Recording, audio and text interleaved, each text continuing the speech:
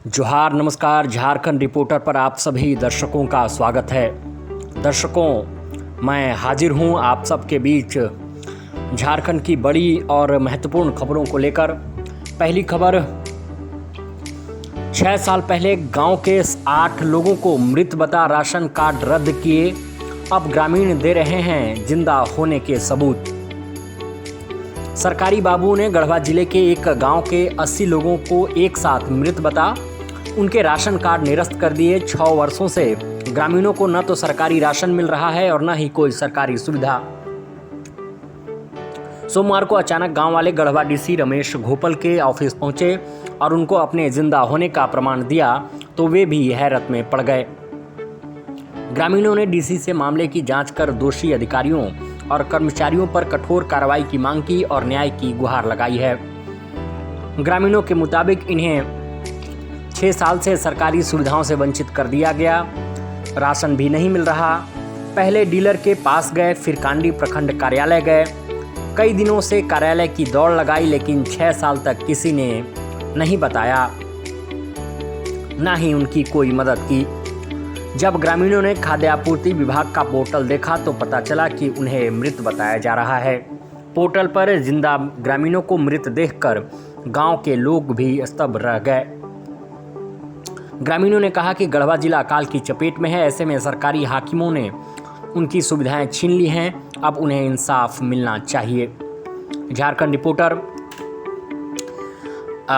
सरकार के संबंधित अधिकारियों और विभाग से भी ये अपील करता है कि गढ़वा जिले के कांडी प्रखंड के इन ग्रामीणों की ये समस्या जल्द से जल्द हल की जाए और उन्हें सरकारी सुविधाओं से तुरंत जोड़ा जाए।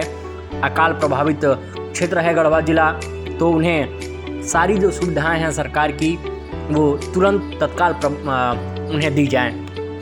आइए अगली खबर की ओर बढ़ते हैं। झारखंड में नगर निकाय चुनाव, ओबीसी आरक्षण के निर्णय होने के बाद।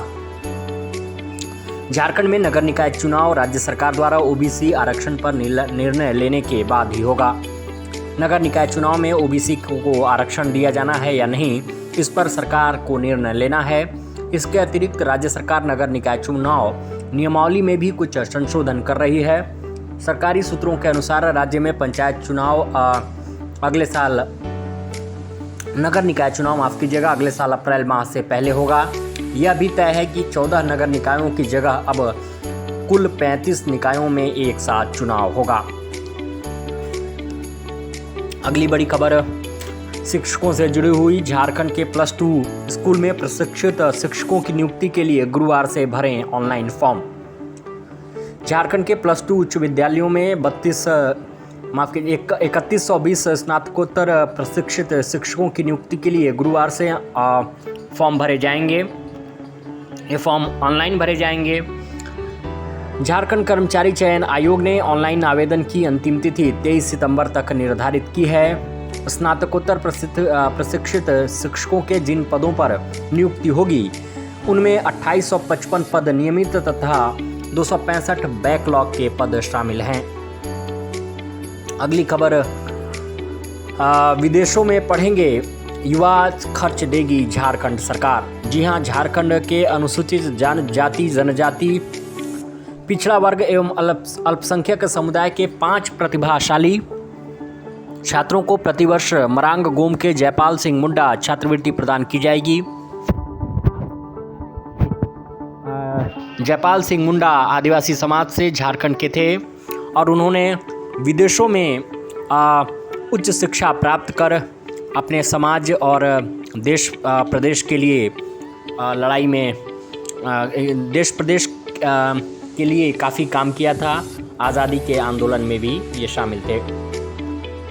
इसे लेकर तो इनके नाम पर अभी सरकार ने हाल ही में छात्रवृत्ति शुरू की है। इसे लेकर मंगलवार को प्रोजेक्ट भवन सभागार में मुख्यमंत्री हेमंत सोरेन की उपस्थिति में राज्य सरकार तथा ब्रिटिश हाई कमीशन के बीच MOU हस्ताक्षर हुए।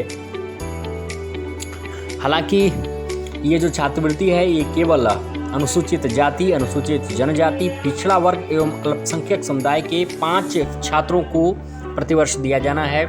इसमें EWS जो कि जो कि अगड़े समुदाय के गरीब छात्रों को दिया जाता है, शायद इसमें वो शामिल नहीं है। अगड़े समुदाय के जो गरीब छात्र हैं वो शामिल नहीं हैं, जबकि उन्हें भी शामिल किया जाना चाहिए, ऐसा झारखंड रिपोर्टर का मानना है। आइए अगली खबर की ओर बढ़ते हैं। राज्य में 1,66,000 पेड़ 3 साल में काटे। जिम्मेदारों ने शपथ पत्र में दिया 22,65,000 लगाएंगे पेड़, पर भूल गए। पब्लिक हेल्थ ऑफ इंडिया की माने तो झारखंड में प्रत्येक वर्ष करीब 25 लाख यानी 9% आबादी वायु प्रदूषण की चपेट में है और लोग प्रदूषण से प्रभावित होकर प्रदूषण जनित बीमारियों से हर वर्ष लगभग 35,000 लोगों की मौत हो जा रही है। इसके अलावा लाखों लोग सांस की बीमारी या विकलांगता के शिकार हो रहे हैं। इसमें पेड़ों का काटना भी एक प्रमुख कारण है। तो आप सबसे एक अपील की, आप यदि गांव में हैं तो छोटे स्तर पे ही सही अपने गांव में, अपने खेत में, बागीचे में पेड़ जरूर लगाएं। पेड़ ही है जो हमें शुद्ध ऑक्सीजन देते हैं, शुद्ध हवा देते हैं, जिससे हमारा पूरा शरीर स्वस्थ रहता है। आइए अगली खबर की ओर बढ़ें। तो उससे पहले एक आप सबसे एक अपील की, हमारी इस खबरों को अपने व्हाट्सएप पर, फेसबुक पर अपने दोस्तों के साथ शेयर करें, उन्हें भी बताएं, और ताकि वे भी राज्य सरकार की खबरों से अपडेट रहें। अगली खबर, झारखंड में पहली बार हाई स्कूलों के आदिवासी बच्चों को मिलेगी स्पोर्ट्स किट। 2000 बच्चों में से 1800 बच्चे हो गए हैं चयनित। अच्छा खेल में प्रदर्शन करते हैं तो उन्हें इस योजना के बारे में बताएं, अपने जानने वालों को ये खबर शेयर करें ताकि वे इस योजना का लाभ उठा सकें। अगली खबर, रांची के रिम्स हॉस्पिटल से, जहां सामने आया नया घोटाला। 448 रुपए के सामान की 7500 में हो रही खरीद। रिम्स में करोड़ की खरीदारी की जांच अभी पूरी नहीं हुई है। जो पहले खरीदारी हुई है उसकी जांच अभी पूरी नहीं हुई है कि एक नया घपला सामने आया है। नए टेंडर में स्वीकृत दर की बजाय लगभग 17 गुना ज़्यादा कीमत पर पुराने टेंडर से जांच मशीन में लगने वाले रसायन खरीदे जा रहे हैं। मामला रिम्स के लैब मेडिसिन विभाग का है। विभाग में बायोमेट्रिक जांच को रीएजेंट की खरीद के लिए वर्ष 2021 में टेंडर हुआ था, जिसमें घोटाले की खबरें आ रही हैं। आपको बता दें कि इस विभाग के मंत्री बन्ना गुप्ता हैं।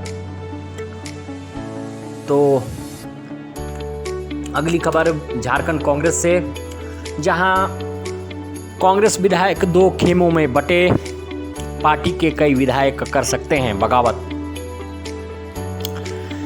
3 विधायकों का नकदी के साथ पकड़े जाना और उसके बाद पार्टी के ही एक विधायक द्वारा पिछले दिनों प्राथमिकी दर्ज किए जाने की घटना से कांग्रेस विधायक दल 2 खेमों में बटा है।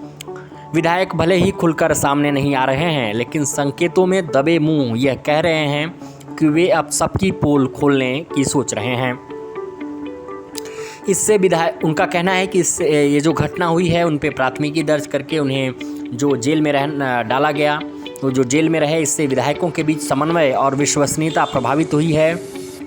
अब देखना यह होगा कि इस परिस्थिति से नेतृत्व कैसे निपटता है।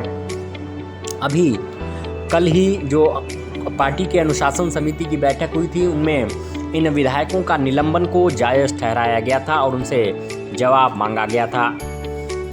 तो विधायक जो है वो दबी जुबान बगावत करने की और सबकी पोल खोलने की बात कह रहे हैं। अगली खबर, केरल, बिहार, छत्तीसगढ़ से झारखंड के 9 बाल मजदूर किए गए रेस्क्यू। पलामू जिले का ये मामला है। पलामू जिले के सभी बाल मजदूर थे। नक्सल प्रभावित पांकी थाना के केकरगढ़ गांव के 4 नाबालिग बच्चों को केरल सरकार के बाल संरक्षण आयोग ने एर्नाकुलम से मुक्त कराया है। चारों किसी बिचौलिए के झांसे में फंसकर काम की तलाश में केरल गए थे। तो ये बहुत ही चिंतनीय विषय कि कैसे हमारे झारखंड के पलामू, गढ़वा और कई सारे जिलों के बच्चे जो कि नाबालिग होते हैं, कम एज में ही बाहर कमाने के उद्देश्य से चले जाते हैं, बिचौलिए उनको भेज देते हैं और वहाँ जाकर वे शोषण के शिकार हो जाते हैं। जो लड़कियां होती हैं वो लड़के भी सभी शोषण के शिकार कहीं न कहीं होते हैं। ऐसी खबरें हमेशा आती हैं सरकार से और संबंधित विभाग से और नेताओं से भी, जो दिन भर नेतागिरी करते रहते हैं। उनसे झारखंड रिपोर्टर एक अपील करता है कि आप इन सभी घटनाओं पर नज़र बनाएं। नेताओं से जो अपील है कि वे अपने क्षेत्र में दिन भर जो सोशल मीडिया पर अपनी फ़ोटो चमकाते रहते हैं, आप क्षेत्र में भी नज़र रखना आपकी जिम्मेदारी है, अगर आप अपने आप को नेता कहते हैं। और सरकार को भी और सशक्त और गंभीर होने की ज़रूरत है कि हमारे बच्चे, झारखंड के प्रदेश के बच्चे बच्चियां दूसरे प्रदेश में, दूसरे जगह मजदूरी करने जब जाते हैं, उनका शोषण होता है। इस पर रोक होनी चाहिए। सरकार इस पर कदम उठाए कि बच्चे बाहर काम करने जाएं ही ना। पलामू से अपने सहयोगी राकेश पांडे, चतरा से अनीस सिंह के साथ मैं हरिओम राय, झारखंड रिपोर्टर के लिए।